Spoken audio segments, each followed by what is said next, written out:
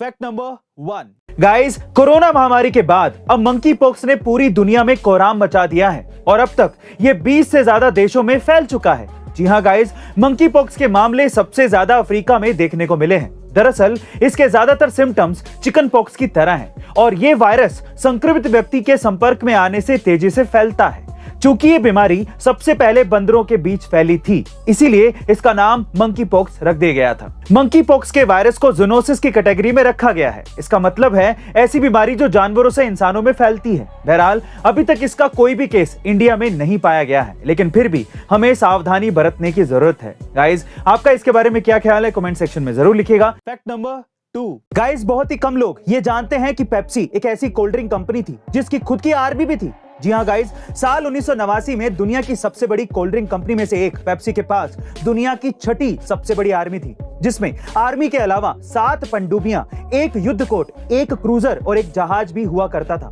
दरअसल साल 1959 में रशिया और अमेरिका के बीच में एक इवेंट हुआ। इस इवेंट में सोवियत संघ के लीडर निकिता को ये पेप्सी इतनी ज्यादा पसंद आई कि उन्होंने पेप्सी को अपने देश में बेचने की परमिशन दे दी और बाद में रशिया में ये पेप्सी इतनी ज्यादा बिकने लगी कि रशिया के ऊपर साल 1989 तक $3 बिलियन का कर्ज हो गया। इस कर्ज से बाहर निकलने के लिए 1989 में रशिया ने अपने कोल्ड वॉर हथियार पेप्सी को दे दिए। ये हथियार इतने ज्यादा थे कि उस टाइम पर पेप्सी के पास दुनिया की छठी सबसे बड़ी आर्मी हो गई थी। गाइस, क्या आप इसके पहले तक पेप्सी का ये अमेजिंग फैक्ट जानते थे? और अगर नहीं तो कमेंट सेक्शन में जरूर लिखेगा। फैक्ट नंबर 3 गाइस, क्या आप जानते हैं कि डोनाल्ड ट्रंप ने एक बार कोटक महिंद्रा बैंक, जो कि इंडिया का बैंक है, उस पर केस कर दिया था। जी हां गाइस, ये बात है साल 2008 की, जब कोटक महिंद्रा बैंक ने कोटक ट्रंप कार्ड नाम से एक क्रेडिट कार्ड लॉन्च कर दिया। और जब ये बात डोनाल्ड ट्रंप के पास पहुंची तो उन्हें बड़ा गुस्सा आया, क्योंकि डोनाल्ड ट्रंप इस नाम से अपने कई बिजनेसेस चलाते थे और इसके ट्रेडमार्क राइट्स भी डोनाल्ड ट्रंप के पास ही थे। और इसलिए उन्होंने साल 2010 में दिल्ली हाई कोर्ट में बैंक के खिलाफ एक केस रजिस्टर कर दिया। लेकिन कोटक महिंद्रा बैंक भी कहां हार मानने वाला था, क्योंकि उसे पता था कि अगर वो इस केस को जितना ज्यादा खींचेगा उसकी पॉपुलैरिटी उतनी ही ज्यादा बढ़ेगी और इसी वजह से वो नाम बदलने के लिए बिल्कुल भी राजी नहीं हुआ।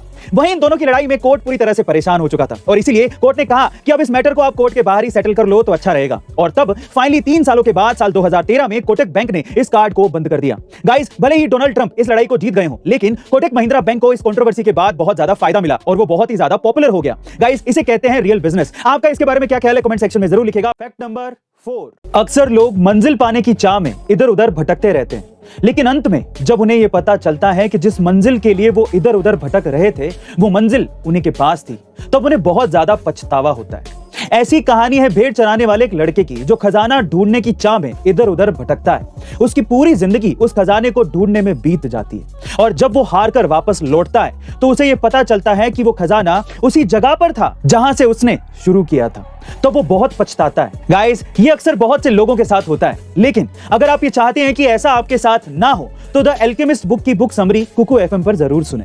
इसके साथ ही कुकू एफएम पर 3000 से ज्यादा ऑडियो बुक और 1000 से ज्यादा आवर्स की कंटेंट लाइब्रेरी भी अवेलेबल है, जहां आप किसी भी रीजनल लैंग्वेज में कहीं भी कभी भी और कोई भी ऑडियो बुक सुन सकते हैं। वहीं अगर आप इसमें प्रीमियम सब्सक्रिप्शन को लेना चाहते हैं, यूज द कोड सुनो50 फॉर 50% डिस्काउंट। लेकिन याद रहे, ये ऑफर सिर्फ और सिर्फ 23 मई से 31 मई तक ही वैलिड है, तो जल्दी कीजिए।